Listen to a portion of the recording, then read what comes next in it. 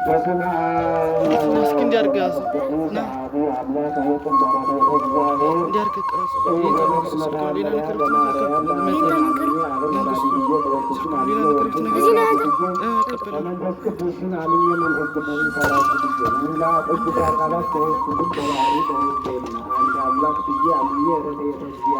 ሁሉንም ነው እየዞርኩ እኔ ወደ ዘመን እየዞርኩ ነው ቀርጽላት የሰሩት መምህራን እመቤታችን ዘወትር የምትነጋገራቸው ሃይማኖታቸው የጸና የሚያስተምሩ ክቡራን የሚሆኑ ሊቃነ ጳጳሳት ናቸው። በራእይ የምትነጋገራቸው ብዙ አለ፣ በሕልምም የምትነጋገራቸው ብዙ አለ፣ በግልጽም የምትነጋገራቸው ብዙ አለ። እኒህም ድንቅ ድንቅ ተአምራት የሚሰሩ አባ አብርሃም፣ አባ ማርቆስ፣ አባ ማቴዎስ ናቸው። እንደተነጋገረቻቸው ፍጹም ተአምራትን እንዳደረገችላቸው ተአምራታቸው ዜና የእመቤታችንን ተአምራት የሚናገር መጽሐፍ ተጽፏል። አባ ሚካኤልና አባ ገብርኤል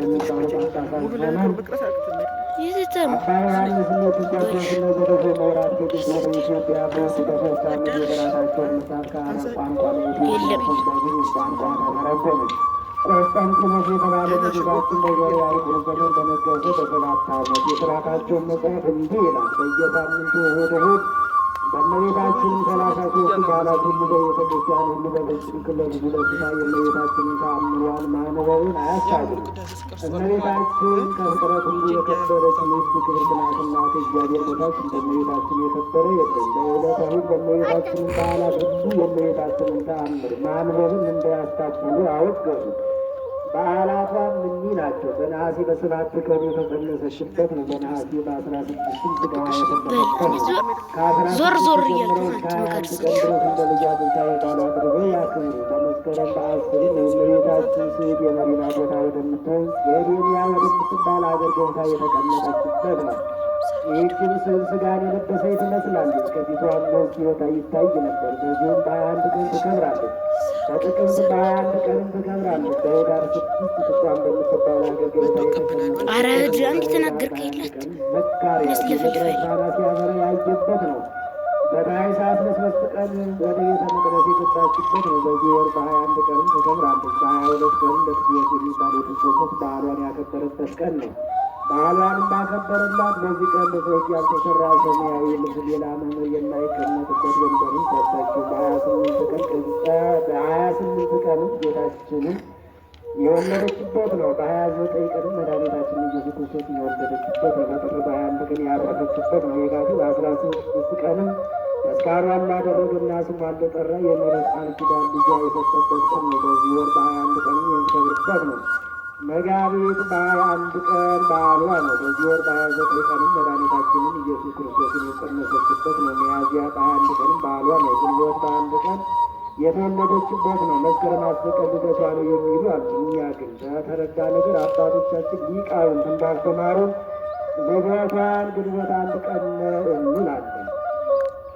በዚህ ወር በ21 ቀን በግብፅ አገር ደብረ ምጥማቅ በምትባል በተሰራች ቤተ ክርስቲያን ከምስራቅ እስከ ምዕራብ ከሰሜን እስከ ደቡብ ያሉ ሰዎች ይሰበስባሉ። ከየአገሩ ሁሉ ይመጣሉ። እነዚህ ሁሉ ሰቀላ ሰርተው ድንኳን ተክለው አጎበር ጥለው ይከትማሉ። ከ21 ቀን ጀምሮ እስከ 25 ቀን ድረስ በፍጹም ደስታ በፍጹም ክብር የድንግልን በዓሏን ማክበር ይጀምራሉ። ድንግልም ከግንቦት 21 ቀን ጀምራ እስከ 25 ቀን ድረስ ሳታቋርጥ በእነዚህ በ5 ዕለታት ከመላእክት ከጻድቃን ከሰማዕታት ጋር ትገለጥላቸው ነበር።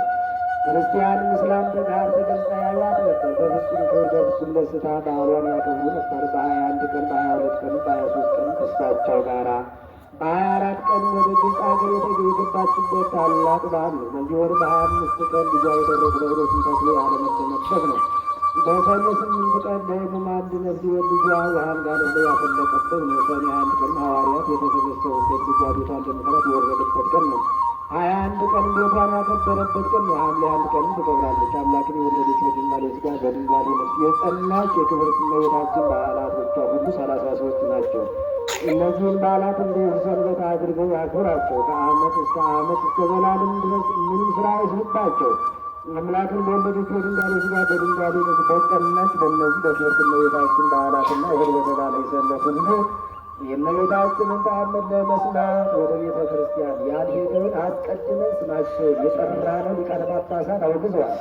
ወንዶችም ሴቶችም ቢሆኑ ደዌ፣ የታወቀ ኃጢአት፣ ሥጋን የሚያስመግብ ወደ ቤተ ክርስቲያን መግባት የሚከለክል ሥራ ሁሉ ካልከለከላቸው እመቤታችን ማርያም ተአምሯን የሚናገር መጽሐፍ ሲነበብ የሚሰሙትን ወንዶችንም ሴቶችንም ሁሉ ቢሆን ትባርካቸዋለችና አምላክን በወለደች በድንጋሌ ሥጋ በድንጋሌ ነፍስ በጸናች በእነዚህ በክብርት እመቤታችን በዓላትና እሑድ በተባለ ሰንበቱ ሴቶችም ወንዶችም በቤተ ክርስቲያን ይሰብሰቡ።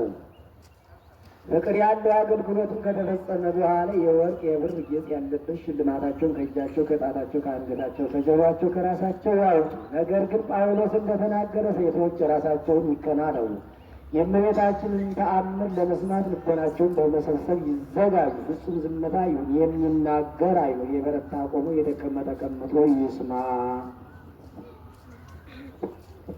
በስመ አብ ወወልድ ወመንፈስ ቅዱስ አሐዱ አምላክ አሜን።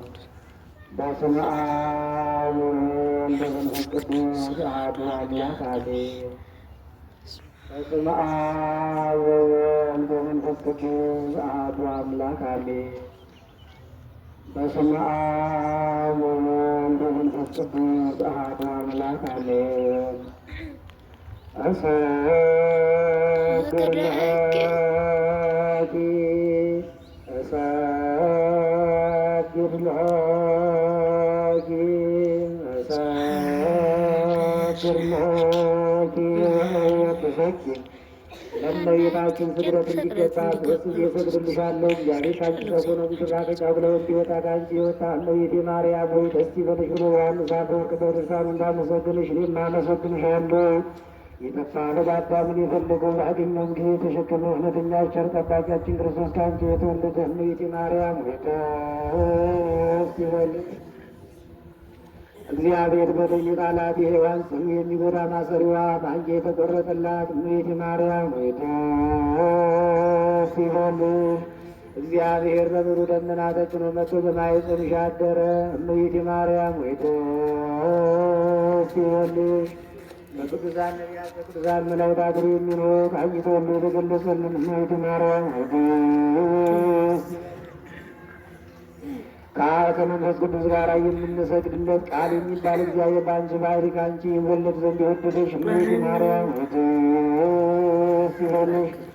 እኔ ለምእመናን ወንጌልን የማስተምርለት የጌታ እናቱ እመቤቴ ማርያም ሆይ ደስ ይበልሽ። ከወለድሽ በኋላ ማኅተመ ድንግልናሽ እንዳይለወጥ አድርጎ የጠበቀሽን አማኑኤልን የወለድሽው እመቤቴ ማርያም ሆይ ደስ ይበልሽ። ማኅተመ ድንግልናሽ ሳይለወጥ ንጉሥ ክርስቶስን የወለድሽ እመቤቴ ማርያም ሰላምታ ይገባሻል። ማኅተመ ድንግልናሽ ሳይለወጥ ንጉሥ ክርስቶስን የወለድሽ እመቤቴ ማርያም ሰላምታ ይገባሻል። ልዩ መድኃኒታችንን በመውለድሽ እናትን አገልጋይን ተብለሻልና እግዚአብሔር ባሕርይሽን ባሕርይ አድርጎ ባለሟልነትን አግኝተሻልና እመቤቴ ማርያም ሰላምታ ይገባሻል። እኛ ከምንወደው እሱም ከሚወደው ልጅ ኃጢአታችንን ያስተሰርይልን ዘንድ ለምኝልን። ተአምር ያለ ይዘትነ ቅድስት ድንግል በክሌ ማርያም ወላዲተ አምላክ ጸሎታ ወበረከታ ወምሕረተ ፍቁርታ ያሉ ምስሌነ ለዓለመ ዓለም አሜን። ልመናዋ ክብሯ በእኛ ለዘላለም በእውነት ይደርብንና አምላክን የወለደች በድንጋሌ ሥጋ በድንጋሌ ነፍስ የጸናች ክብርት እመቤታችን ያደረገችው ተአምር ነው። ንጉሥ የሰራዊቱ አበጋዝ የሚሆን ኃይልን የሚገልጽበት አንድ ቢትወደድ ነበረውና ያለ ንጉሥ ፈቃድ አመፀኞችን ለመዋጋት ሄዶ እኒያ አመፀኞች ይህን ቢትወደድ ድል ነሱት። ከዚህ መኮንን ጋር የእመቤታችን ታቦት ነበረች። ከአባቶቹ ጀምሮ ስርዓት ነበረውና ወደ ስር በሄደ ጊዜ የእመቤታችንን ታቦት አይለይም ነበር። ከዚህ ታቦት ጋር ያን መኮንን የሚከተሉት ካህናትን ተሰርተውለት ነበረ። በዚያ ቀን ያለ ንጉሥ ፈቃድ በልቦናው ትምክህት ወደ ሰልፍ በሄደ ጊዜ ክፉ ቀን ድንገት ደርሶበት ያን ጊዜ መኮንንን ከነሰራዊቱ እኒያ አመፀኞች ድል ነሱት። ያችን ታቦት አረማውያን ማረኳት። የሰይጣን አሽክላ የያዘው ከኒህ ከአመፀኞች አንዱ ያችን የእመቤታችንን ታቦት በአያት ጊዜ ክፉዎችን ባልንጀሮችን የክርስቲያን እመቤታቸው የምትሆኝ ይችን ልዝብ ጠርዋት አላቸው። ያን ከሃዲን ተናግሮ በሰይጣን ቁጣ ተነስቶ በዚያ ታቦት ላይ ተቀመጠ። ያን ጊዜ ሰነጠቀችው፣ ከሁለት ክፍልም ከፈለችው። ሰውነቱን ሁሉ በጋለ ብረት ድስት ውስጥ እንደ እንዳበሰሉት ሥጋ ሆነ። እኒህ አረማውያን ይህን የእመቤታችንን ተአምር ባዩ ጊዜ ከእሳቸው ወገን ያመኑ አሉ። ከእሳቸውም ያችን ታቦት እንዳያዩአት የሸሹ አሉ። ከዚህ በኋላ ታቦተ ማርያምን አክብረው በምስጋና ወደ ሀገሯ መለሱ።